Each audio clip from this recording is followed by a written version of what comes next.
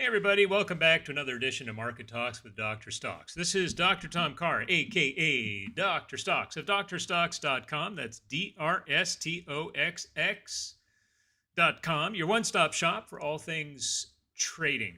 If you are interested in a daily or weekly letter that I publish, some of them have won awards over the years. You can go to subscribe and the subscribe menu, drstoxx.com, click on the stock pick advisories. This is coming to you live today from the live options room, a beautiful Discord community of folks who are learning how to trade options. I am the mentor in the room, and I share with the members everything that I'm trading. I tell you what entry price I got, what's my stop price, what's my target price, why am I in this trade, and on and on. And then a couple of times a week, I jump on the live mic and we do some trader trading. That would be the live options room. You can add on our flagship service, the live trading room, for a discount if you do both of those together. Okay, now first stop today is Blackbox Stoxx, which is let me go here and here. Blackbox Stoxx is a software that by subscription service that you can subscribe to give you information about large option trades that are taking place throughout the day. Now, Blackbox Stoxx also has an equities side of things. So if you click on this little tab right here, you're going to see a list of stocks that are triggering buy and sell signals throughout the day. Some of these are amazing setups. Some aren't, but everything in between. You've got to be very selective, when you get, because these signals are mechanically oriented. But if you you drill down into the chart, kind of figure out what's going on in the daily, hourly, and 5-minute charts, and then decide whether that's a good trade for you. The equity side can be very helpful. I don't use that at all. I monitor call and put flow throughout the day. I have my filters set not at 1 million, 100,000. Let's save that. At or above the ask. So, excuse me. These are only people buying puts and calls. These are not selling puts for a wheel play or a credit spread.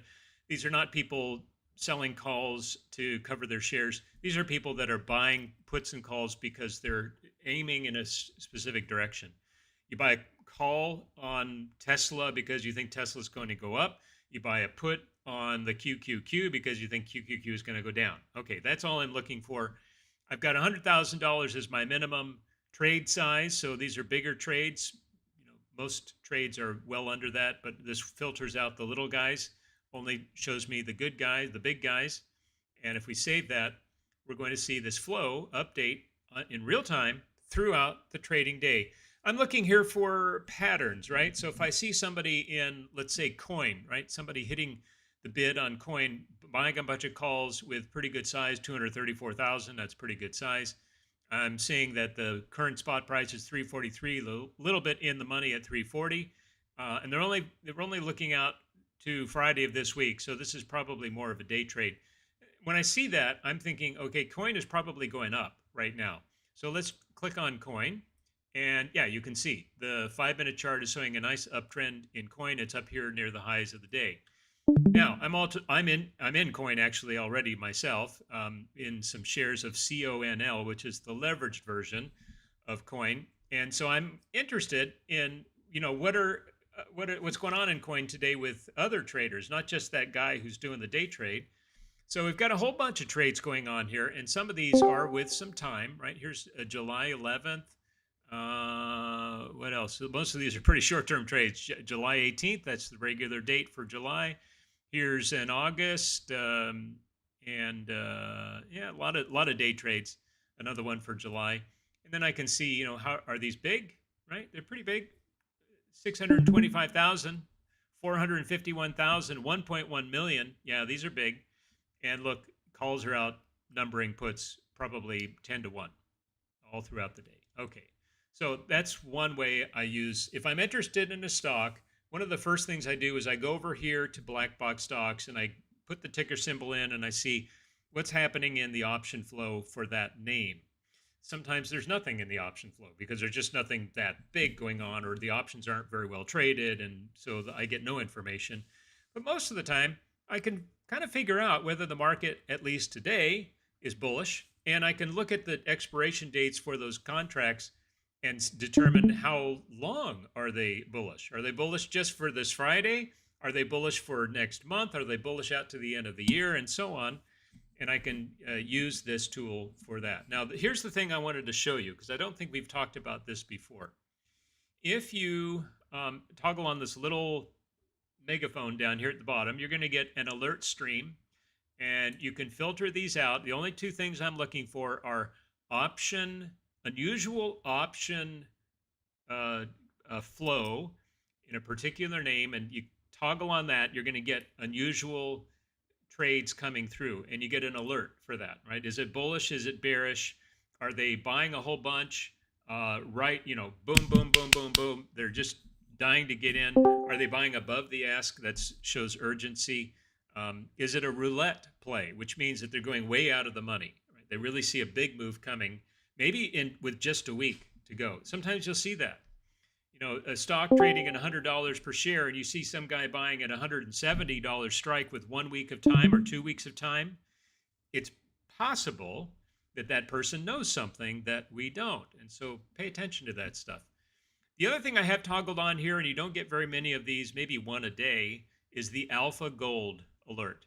When you set these filters, you're going to get only those two things coming through, the rare alpha gold alert, and then you're going to get a whole bunch of these alerts throughout the day. Now, you can also go over to this alerts tab, and you're going to see all of those alerts showing up here, and you get a little bit more information on this side, right? Whether they're calls or puts, the strike price. We don't get a size. We don't know how many contracts are being bought, but if you click on it, let's look at one here. Circle puts, right? Everybody's buying puts on Circle today because it seems to have topped out. I think it's a buy under 200, but it's not there yet. And you click on that, you're going to see over here that there was puts were bought at a price of $4.10, strike price of 200, expiring June 27th, and no, that doesn't give me the size. I guess we can't figure out the size. But then if I go back to flow and I type in Circle, I can probably find that. Yeah, that order, or these two orders here that triggered the alerts. Here's a roulette, right? A roulette means you're going way out of the money. Now, take a look at this one. Circle, trading at $248 per share. Some guy bought at $75 each. He bought a strike price of $435, expiring this Friday. What? I don't know if this guy made any money on that. I doubt it. Where is he in here? I wish we could find him. He must be in here somewhere. I don't want to spend too much. There he is. Right there. That's him. Yeah. So this guy bought $151,000 worth of Circle calls. They were trading at 248. The underlying at 248. He went up to the 435 strike. He paid $75 for each. I have no idea where they're trading right now. I assume they're a little bit lower because this was at 1044 this morning, and you can see the chart over here of Circle. It's just been falling. It's down to 229. So he just lost $150,000. I would not have made that trade, but I don't know what he was thinking. He was going for broke. Okay. Anyway, that's just wanted to show you. Now back to the alpha alert. So there was one earlier today, right here on the stock Lyft. Now Lyft got a big upgrade this morning, and the write-up on the upgrade was very, very good, very bullish, positive. Uber, which is in the same space, is rallying really hard today on some news. Everybody is focusing on Tesla, Uber, Lyft, and other Google, who are all into the robotaxi thing. That's a big deal right now. And so somebody was got an alpha gold on Uber as well, just 20 minutes earlier than that. But somebody was so desperate to get into Lyft at it was trading at $15.72. They paid $3.30 for the in-the-money 13 strike, expiring August 15th. Now, when I saw that, and I lined up everything else, the upgrade, the competitors doing well, the focus on robotaxis, I said we need to get into Lyft. So it was this alpha gold alert, which is a very unusual trade. maybe it's just a massive size. I know in looking at this trade, it was about 1.1 million, 1.2 million. It was a big trade. And Lyft is the kind of stock that, for whatever reason, doesn't get trades like that. So this was extremely unusual. Someone very desperate to get in, someone willing to put out a lot of money. And with that kind of conviction, I thought, okay, he's on to something. We need to follow that.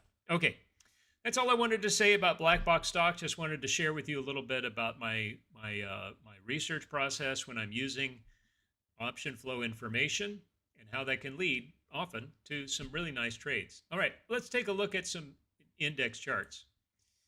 Well, we've got IREN on here. We are long IREN calls. It's doing really, really well today. And one of the things I wanted to show you with this chart, this is a nice looking setup chart to talk about this phenomenon. One of the guys, I'm not going to give you his name, but one of the guys that inspired me to get into trading in the first place, and this was 20 years ago, 22 years ago, he made a name for himself by he was like a high school teacher, a high school gym coach or something like that. And he took a fairly small account that he had saved up, like $15,000, and he started doing day trading. Now, in those days, you could day trade easily with a $15,000 account. Nowadays, you have to have a $25,000 account, and anything less than that, you get locked out. So, but he was day trading, short-term swing trading, and this was back in the late 90s when everything was just going up and up and up. It was crazy, crazy market. It was super, uber bullish, and there were the kinds of moves that were made in a day or two that could really change the course of your financial future. There were stocks going up, like a Qualcomm or a Broadcom, or Nvidia wasn't invented back then, but we were trading Dell, and we were trading HP and Compaq and things like that, and all the dot coms, right? What was the one? The one of the very first internet companies. It'll come back to me later. Anyway, we were trading those guys, and they would go up 100 points in a day, right? Just which is like 30-40% in a day. And if you could latch onto some calls and get it in the right direction, man, you were making 10, 15, $20,000 a day on a small account. I mean, it was just phenomenal. Okay, so he started trading back in that place, and he's self-taught. He doesn't, he's not a finance guy. He's not an MBA. He's not a Harvard grad. But this is the thing that I learned from him, and I will pass it on to you. The most important feature of a stock chart is not the indicators down here at the bottom, not even the volume. Volume's important, but it's not the most important thing. It's not the moving averages. It's important to have those on the chart, but that's not what determines the direction of a trade, and not what determines when you should get in and when you should get out.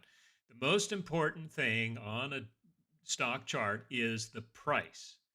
So this guy, look, I'm going to take off these indicators. This is the kind of chart he likes. He doesn't have any indicators down at the bottom, doesn't have any kind of overlays. He does have some moving averages. He uses the 20, the 50, and the 200, I think, maybe the 150, something like that. But that's it. No oscillators, no momentum indicators, nothing with the volume. He's only focused on price. And for him, you've got three things going on that he's looking for: a uptrending stock that pulls back, or a downtrending stock that rallies, and then you're looking for a continuation of the trend. A consolidation where it goes up and then it goes sideways for a while into a little base or a triangle or a flag, and breakouts. Those are the only three things, right? You've got trend breakouts, you've got channel breakouts, you've got pattern breakouts. So there are all kinds of different breakouts, but those are the three things he's looking for: pullbacks, consolidations, and breakouts. He trades all three of those. He prefers breakouts. That's his main thing. And he will only trade a pullback once it breaks the trend of the pullback movement itself. He doesn't use Fibonacci's. He doesn't use Elliott wave. He doesn't use anything like that, right? So that to me is kind of refreshing. In fact, he doesn't even use a candlestick chart. You know what he uses? The old where is it? Bars. The old bar chart. He uses the old bar chart. right? You probably can't see that because my bars are really thin. Let me go back to the candlesticks. But anyway, that's his thing. So I just wanted to share that with you because, hold on, let me do this here. I just wanted to share that with you because when you get too many indicators on your chart and you have to have them all line up in the right way, you may not end up being a very profitable or consistently profitable trader. Much better to say, okay, what's the price doing right now? Do I like it? Do I like what's going on? Can I trade this? Is it setting up for a new trade?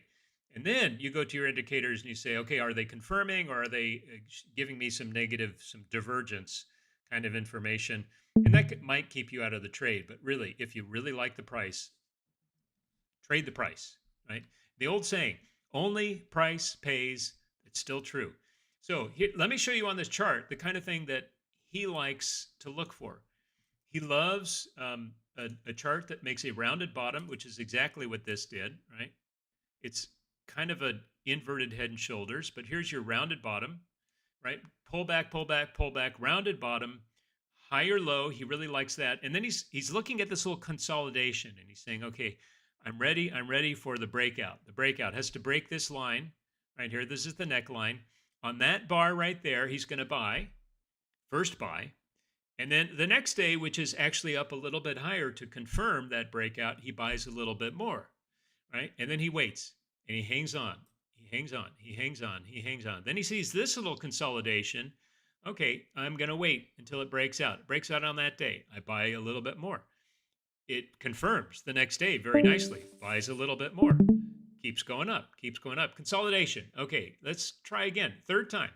He buys right there in that bar. He buys a little bit more, maybe on this pullback, right? He buys a little bit on the pullback, and he's still long. And he's got this position that keeps getting bigger and bigger and bigger. That's called pyramiding or stacking, and that's what got him from trading a small $10,000, $15,000 account all the way up to a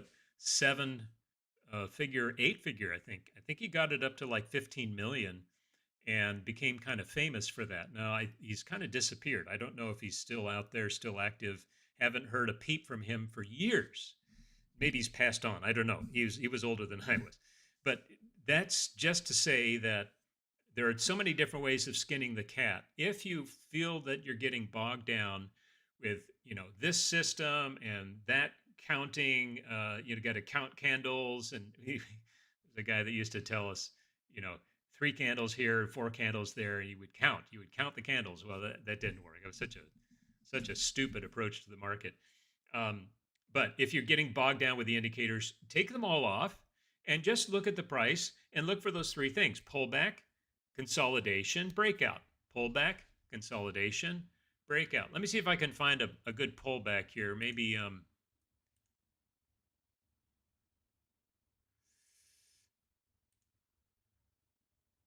yeah, okay, here's a small cap index. We've been looking at this one for a while because you have this nice, really, really nice inverted head and shoulders that I think is just now starting over here in this side. Last 2 days have been really good. Starting over here on the right side to bring this pattern into play. He's big on patterns, so he loves the inverted head and shoulders. He likes cup and handles. He likes symmetrical triangles, falling wedges, rising wedges, all of that stuff. That falls under the consolidation part of his approach. So anyway, pullback. Let's get rid of all that stuff. Okay, so here's your trend, right? Your market is trending right up here. In fact, really trending quite nicely. Very sharp trend, big gap up here. The gap filled. Unfortunately, that's not always such a good thing, but it did fill. And here's your pullback, right here. Here's your pullback. Now, for him, when you see an uptrend, you're not in the stock yet. You see the pullback, you're not in the stock yet. His entry is on the break of that resistance line on top of the pullback bars. You put that resistance line on the top because it's a bearish pullback, and you play the breakout to the upside of that. So here's your buy signal right here. Where would you put your stop? Well, you have to keep, give it some room. Put your stop down here below the low of the last bar underneath the pullback. and you would still be in the trade. You would start to trail it higher. Now, when you get out of the trade, well, he would have gotten out of the trade on the break of that support trend line, right? You get out there. So that's kind of how he trades. All right. I didn't want to get bogged down on all of that, but I just find it fascinating.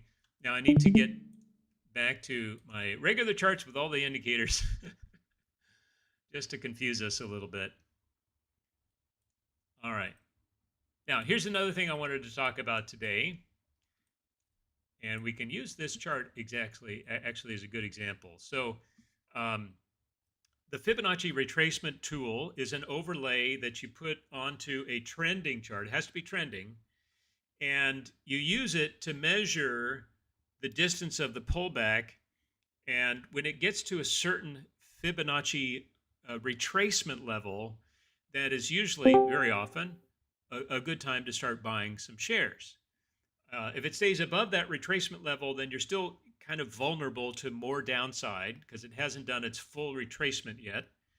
But if it goes through that level, that's why you have to use a stop, right? Because it could go right through that level and continue on and hit lower levels all the way down.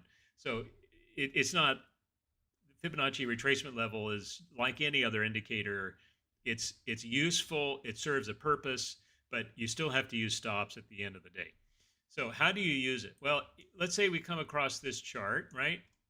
This is, got it. This is a software name getting a lot of interesting attention by the market, by retail traders especially, and it hasn't been doing very well, right? It was way up here at 50 in the mid 50s and came all the way down, lost about 50%. And before that, I think it's just been really kind of in a base, going sideways, sideways, sideways, not doing anything. I'm not sure what happened right here. It was an earnings thing that triggered that, and a shot way up. And this is the kind of thing when you see that kind of momentum, not too long ago, and then a long pullback, equilibrium down at the bottom, starting to rise higher, right? Starting to get up above the 200, up above the 21, up above the 50. When you start to see that, right? So strong momentum going up, long pullback, equilibrium, where it sort of peters out on the downside, and then starts to rise. Pay attention to that because that often history repeats. You get more momentum to the upside, and it's exactly what we saw. We saw some really nice momentum in Lemonade. There's something I read an article about Lemonade and why, the bullish thesis for Lemonade, and I'm totally forgetting what I read. So I did a lot of research a couple of weeks ago for my IBD live appearance, and Lemonade was on my list. And so it was on my list with 25 other stocks. So I'm kind of forgetting exactly the details. All right. So my friend would be interested in Lemonade once it broke this pullback line, like right in this area here. He would be buying, nibbling on shares. Notice how it consolidates under a pretty steady level right there and pulls back into the 200, rises back up, but there's a little box right there. That is a box of consolidation. He would be interested not in buying that box, but buying the breakout of that box. So he probably bought a little bit on the breakout of the trend, the pullback trend. He bought a little bit more on the breakout, maybe on that day right there, the breakout of the consolidation. Then it has this little pullback here down to the 21 period moving average. That could have been a third place to get back into shares. Now, the way we can use our fib retracement level, let's get rid of all these lines. And you'll find it over here in the left sidebar. And the way you put the fib retracement tool on the chart is you got to find the bottom of the trend, where the trend started, which would be right about here. And I use the intraday highs and lows, not just the candle not just the body of the candle, but the whole candle itself. We'll start there, and then we raise up the top of it to the highest pivot point on the highs. Actually, if we're looking at this pullback, this first pullback, we wouldn't know about that high. This would be our high right here. Okay. Now, the fib retracement levels, let me see if you can see this clearly. The fib retracement levels, this is in yellow. It's kind of hard to see, but this is the 31.8. That's your very first most shallow fib retrace level. The black line here is the 50. The green line, what we call the money line, is 61.8. That's called the money line because if it's a good, healthy uptrend and it pulls all the way back to 61.8, you want to start jumping in with both feet and buy, back up the truck. That's a back up the truck kind of moment. And then I have a couple of lines down here, 78.6 and 82.6. I have a friend of mine, I don't know if this is true, but he says that institutions use those two levels on deep pullbacks, and you're only going to get those, once or twice a year in most stocks. Deep level pullbacks where they really, really load up. Right? If it gets down into that little purple zone right there, you want to start buying. Now, the problem with fib retrace tool is that it doesn't help very well in a very strong uptrending chart because it never comes back until it's so far up there that you wouldn't buy it anyway. So you have to have other ways of getting into strong trending stocks that just never give you much of a pullback. But here's a tip. Maybe it didn't come down to the 31.8 on that little pullback right there. It did get down to the 21, which is usually a pretty good place to buy a good, strong uptrending chart like this. But if we drill down, let's say the 2-hour chart. Let's see what's going on in the 2-hour chart. Okay, here's that pullback, right? Now, I wouldn't be putting the fib retrace on, way back here because that's not the trend that is most evident for the current market. The trend that's most evident for the current market starts on this pullback, and then we bring it up to that same pivot high, right? Let me do something here. Okay. And now on the 2-hour chart, we can see that it did get back to the 31.8 on the 2-hour chart, gave us a very nice looking entry. Actually slipped a little bit below the linear regression channel. That's the pink and blue bars here, and really shot up quite strongly. Now, I have a guy in my pro trader group. He uses fib retrace all the time, and his theory is that big institutions have buy programs set on an intraday basis, not necessarily the daily chart, because then they'll never fire off. They go down into the 1-hour chart, a 2-hour chart, sometimes a 30, 15, 10-minute charts, and they program their buy algorithms to buy at those fib retrace levels, 31.8, 50, and 61.8. And, sometimes they only hit the 31.8 and then it bounces up in this case. But, when you look at it, it hit the 31.8 on a 2-hour chart, and look at this volume that came in right at that level, and it shot up really, really sharply from there, and then it's been all upside from there. That is kind of an earmark of institutional buying. Maybe he's got a point, So pay attention to fib retrace levels on hourly, 2-hourly charts. Every now and then you'll see a good retrace on the daily chart. Yeah. So let me take a look at the hourly chart just out of curiosity. Yeah, there it is again, right down to the 31.8 first level retrace, dipped a little bit below it, and then it was just boom, boom, boom all the way up. Okay, so let's take a look at some of the indexes here. The Dow Jones and the Russell 2000 have been lagging quite strongly. The Russell 2000 is way, way below all-time highs. The Dow Jones, until today, was quite well below all-time highs relative to the other two major indexes. And that's because of the healthcare issue. UNH is in there. Apple has not been doing that great. It's the biggest stock in there. And some of the commodity stocks, right? So there have been some laggards in the Dow Jones 30. It's only 30 stocks. So if you've got 2 or 3 stocks that aren't doing that well, you're going to have a problem with the Dow. Not today, not yesterday either. Big green stick, big green stick. Pretty rare to see 2 big green sticks in a row, especially on an index. Also, Dow, here's your consolidation pattern: left shoulder, head, right shoulder, breakout today, beautiful breakout today. And I don't know if we want to get long DIA or UDOW with some calls in the options room, but that is certainly on my radar. We have UDOW we have shares of UDOW in the live trading room, and I'm in the MYM Dow Jones Micro E-mini contract. Bought that a couple of days ago when it was down here below the 21. I bought the dip. So so maybe we could do this, but this chart is saying buy me, buy me, buy me, and while it will probably cool off a little bit, two big green sticks in a row tend to lead to a little bit of sideways choppiness and consolidation. So we probably can get a better price later in the week. We've also got some big data coming out before we get to Friday. But this is such a bullish time, right? We're heading into a bullish month. We've got July 4th seasonality, which is typically bullish. We've got a lot of stuff behind us, right? So the ceasefire, which I think is still in place. I am not caught up on my Middle East news cycle just yet. We've got some tariff news that has yet to be decided, and the deadlines for that are coming up. But, if past is prologue, we should see a lot of negotiation. We should see some downscaling. We should see kind of the taco thing happen with most of the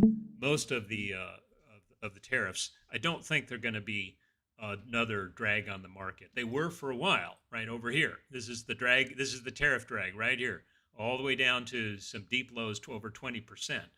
But the market didn't understand it then and didn't know exactly what was going to happen and hadn't yet had any evidence for some compromise. And yeah, but everything has changed now. Everything has changed. Okay, so I like the Dow Jones for more upside. Let me get rid of some of this stuff here. So the S&P 500, are we at all-time highs today? Wow. Not quite. We're just within spitting distance of all-time highs. Two big up days in a row. As I said, probably will cool off a little bit over the next few days. But this looks good for breakout. So here is your breakout line. Not quite there. Not quite. Maybe on an intraday basis we touched it. But look at this. Every little consolidation. And I'm thinking now of my friend. This is the kind of thing he looks for. These little mini pullbacks. He's not looking for fib retracement. He doesn't use that stuff. He's just looking for price pullbacks. He does use moving averages, so he would probably be interested in this one tagging the 50 and this one tagging the 200 and the 21. But he plays the breakout, and then we got another one right here. Right? Beautiful. Absolutely beautiful. This is just about as bullish as it gets. Now, I think that I would not be a buyer right here. I would be a holder, not a buyer, because it will probably do, another little pullback over the next 3 or 4 days. Not going to go very far down. Don't worry about rolling over, not this time of year. But we can buy maybe a touch back to 6,100, maybe a little bit lower, 6080, something like that. We can buy the micro E-mini S&P futures. NASDAQ. The NASDAQ. Is this in all-time high territory today? Guys, okay, here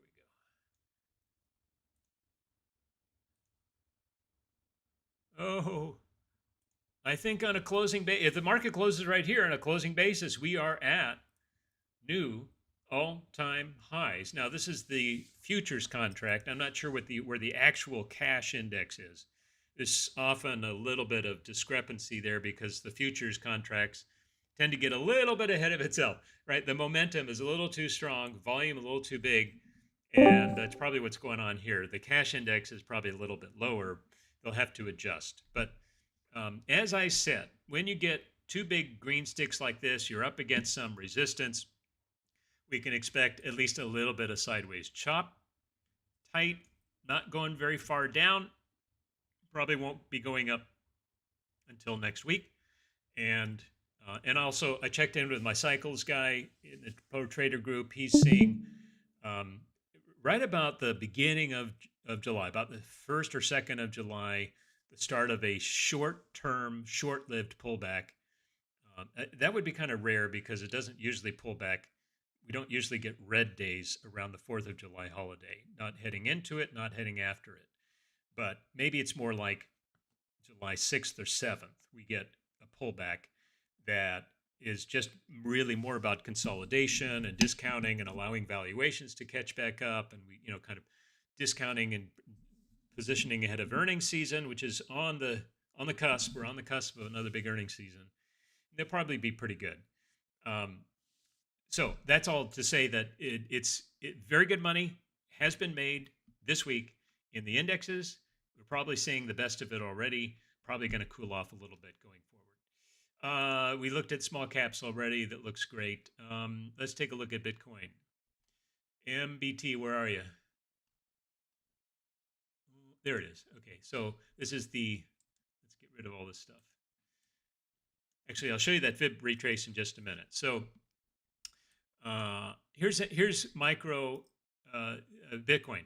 Bitcoin had a horrible open on Monday because of the weekend news that we were bombing Iran, and everybody was saying, not very smart. Everybody was saying World War III, World War III. It's going to get worse. It's going to get worse. No, it was exactly what we needed to do, in my opinion. I could be totally wrong, but I think we did extremely well. I'm a Catholic. In the Catholic tradition, we have what's called just war theory. There are 7 principles. If you meet all 7 principles, then your action is justified. And you could have some interpretive wiggle room on some of these, but for the most part, if you look at what we did, which was bomb military facilities, lack of civilians anywhere near there, and weakening their ability to retaliate and reducing our need to defend ourselves against retaliation, everything was just a win-win-win. And here we are now, at least I think, we've got some kind of a peace negotiation on the table.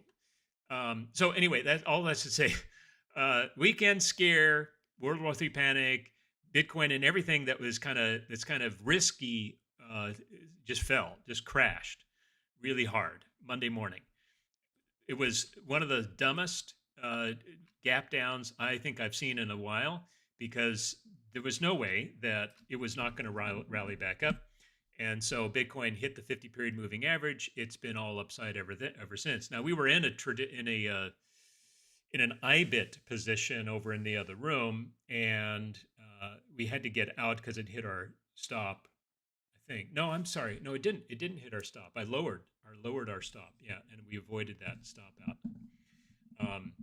I was in this MBT. I was in this futures contract, and so it did look a little scary off the open, but I just looked elsewhere, right? But I knew it was going to bounce back. Anyway, we were up at all-time highs just a couple of weeks ago. It's been pulling back. Let's take a look at the fib retrace on this guy. So there are 2 ways we can measure this, right? We can measure the dominant trend, which is, right, here's your pivot low, here's your pivot high, and then you've got the fib retrace levels overlaid there. Came very close to tagging the 31.8 on Monday morning. In fact, it probably did tag the 31.8 overnight, because this is showing us, well, actually, no, this is the futures. This shows us the overnight data, so that's as low as it got. Right around 97.5, right? 98, no, 98.2 is the fib, is the 31.8 level. And it got down to 99, I think it was. All right, so that didn't work. But here's the other thing we can do. We can look at not the dominant trend, but the most recent trend, right? So how do you determine that? Well, here's a little consolidation, right? My friend would be very, very, very interested in that little consolidation right there. Uptrend, uptrend, uptrend, sideways consolidation. You buy the breakout on that bar. You add a little bit more in the confirmation. You ride it back up, and then you would get out once it broke that line right there, which it did a few days later, right? Little short-term swing trade. That's his way of trading breakouts. And but that's the near-term trend. So we can do the fib retrace just on that. Well, it started down here. It ended up here. And on that basis, this guy on Monday morning went all the way down to that level down there, the big institutional level that, triggers all kinds of major buy programs. On that dip, that's where it went. Okay, so that's one way you could you can use the fib retrace. You can use it for the dominant trend, or the most recent trend also works.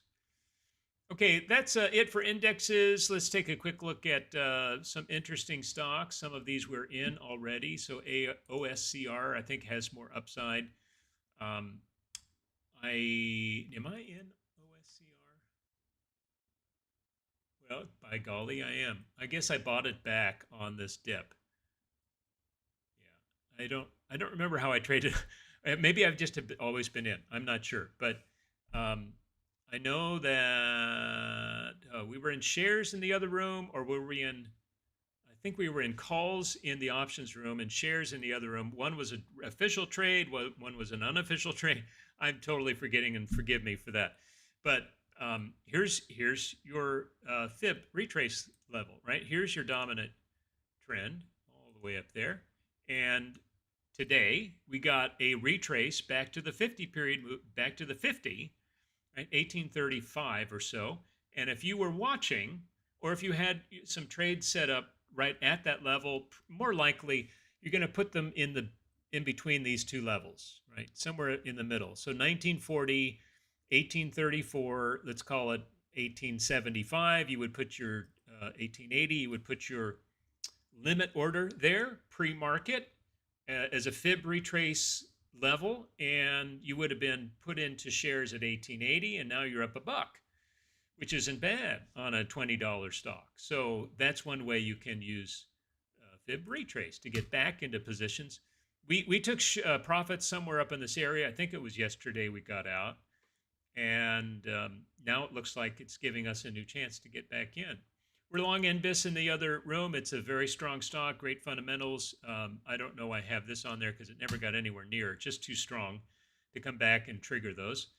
Marvel was not looking real good yesterday and the day before, so it's kind of been. In fact, I'm going to take it off my watch list. IREN, we're long in the options room. We've got calls. It was a stock that I was going to feature in my IBD live service. Didn't have enough time to do it, but I really like it. Small float, heavy short. This is a Bitcoin mining play that has transformed itself into a data center play. And they do data centers powered by solar and alternative energy sources, which is, I don't know if that works. I'd be kind of have my doubts if it works, but the market's all excited about it, and there are all kinds of good reasons to be excited about it in terms of its fundamentals. So here's your little breakout. If you're just trading price, right there is where you would get in. We're long alt in calls. We've got alt calls in the options room, and it's doing this little sideways consolidation. So here is my friend's favorite pattern, right? Strong up, sideways consolidation, breakout up, sideways consolidation. Now we're just waiting for the breakout. It should come soon. This is a $9, $10 stock. It shouldn't be down here in sevens. Pins, we're long pins in the options room and doing very well today. Now here's your little consolidation. Nowhere near a fib retrace. It's just way too strong. So you can't just play fib retraces. You've got to look at patterns, price patterns alone, like my friend taught me to. Uptrend, pullback. That's not a consolidation. That's a pullback. You trade that. You get into that when it breaks that pullback line. Now gapped up above. Sideways consolidation. Nice looking base. Good volume balance. Everything looks great up here. Big move today for our members. We are enjoying this move very much. Mu at Micron, boy, I wish I'd caught this one earlier. This is the place to buy, right there. In that consolidation, as soon as it starts breaking out, it's been hot, hot, hot for a lot of good reasons. It was a stock I featured in IBD Live, and I featured it down here about 108. And I first started researching it when it was down here in the 90s. So, and I'm kicking myself because I knew I was onto something, and I didn't buy it. And now it's up here at 125 or so. 127, excuse me. All right, it reports earnings tonight. Earnings would probably be good, but probably disappoint the market. It's probably going to come back down to 115 or so. Then we can let it cool off and figure out what we want to do from there. We're long AMD in the other room, and it's just been great. So here's a big, right? Big. Look at how big this pullback is. Right? Boom, resistance, resistance, resistance, resistance. Resistance coiled up for about 3 or 4 days, tried to get above that, kept falling back above it, kept falling back above it, kept falling back. That could be potentially bearish, but I know the story of this stock. I know the changes it's made. I know that it is a comeback story of the decade. It is the second best performing stock over the last 10 years, if you can believe it, even with this big drop. Second best. Number one, NVIDIA, of course. This is the second best, and it's off. It's going. We should be long calls, I think. Let's get long some calls before the end of the day. Grab is a little.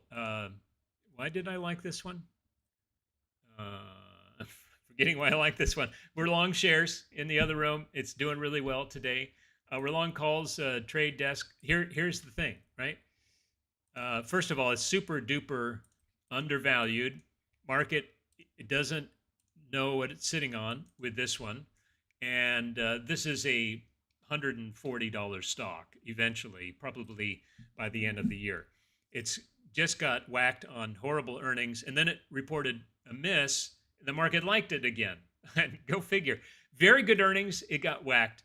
Not so good earnings, market says, okay, all the bad stuff is behind us. Now we'll start to love it. Now, technically speaking, you don't really want to buy this until it gets above that trend line, but I liked what I was seeing down here in this little base, and so we did. We got into some calls down in there. We're not in toast in either room, but I do like this as printing a new leg out of a rounded bottom. Call it a flag, call it a bear, a pennant, or whatever. But that is a very nice looking consolidation pattern, and it's breaking out today. Tossed can be bought right now. ZETA is a pullback play. It will be higher. It will. If I'm still long some shares. It hit our profit stop. We got out with almost 10% in the other room, and because it kept rising up the stop, right? So we rose it up over 10% above our entry price, and now we're just waiting for it to kind of pull back. So here's one thing we can do with the fibs. I'm running out of time. I knew this was going to take too long. This will be the last thing, okay? I just get too excited about this stuff. Okay, so we can see the dominant trend. It starts down here, it gets all the way up there. That's huge. And now we're in a state of pullback. So if we did the fibs on the dominant trend, then you can see that it did, well, if we put it here, no, it wouldn't be there. I mean, it would be there, but then we wouldn't have seen this dip into the fib retrace level because that happened already. So let's put it up here on the dominant trend. And we're getting pretty close. I have to say, we're getting close to the 31.8 on this little pullback. And I suspect it's going to get somewhere down here in the middle. So between 15 and 16, let's call it 1550. If it dips down into about 1550, you can put a limit order right there if you wanted to. I wouldn't kick anybody in the pants for doing that. But it's not there yet. So it's not a buy here. 1550 would be a very good place to buy. But if, let's say it gets down to 1570 and then starts to curl higher, that also would be a buy. I think ZETA's got some really, really interesting attention from social media, but also from big analysts who are very good, right? Big professional 5-star analysts who have great track records, and they're paying attention to this guy. So we should too.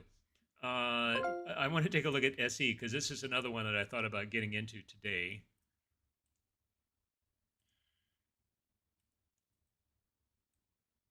Yeah, so here's your dominant trend. Not going to be anywhere near a fib retrace, I'm afraid. Not quite there yet. But here's what we could do.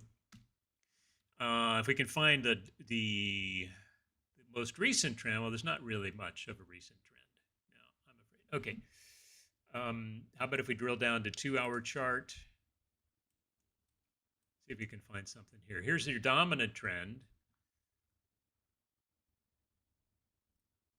I don't want to just kind of fudge it so that I get what I want, but let's assume. Did I do that right? No. Okay, so this would be on the 1 hour, the 2-hour chart. This is the most recent trend, clearly marked because of the sideways. Right. This is the trend before that, sideways consolidation. Here's the most recent trend, and on that basis, we did dip down to below the money line, below the 61.8, not all the way to the institutional buying zone, but now we're bouncing back up. So I think this one has done its pullback. And if we were trading the way my friend trades, then you would put a line over the pullback trend, and it broke out already this morning. So looks good, right? Looks good. All right, guys, I'm going to let you go. I will produce a video, get you a link in the room. We'll get back to some trading. I've already lined out a couple of trades I'm interested in before the bell. We don't want to get too heavy here because, as I said, I think we're probably going to cool off a little bit next week or two. But I'm just not afraid of major downside. No need to hedge. No need to, get scared out of the market. Let's continue to trade. God bless everybody. See you in the room in just a little bit. Bye for now.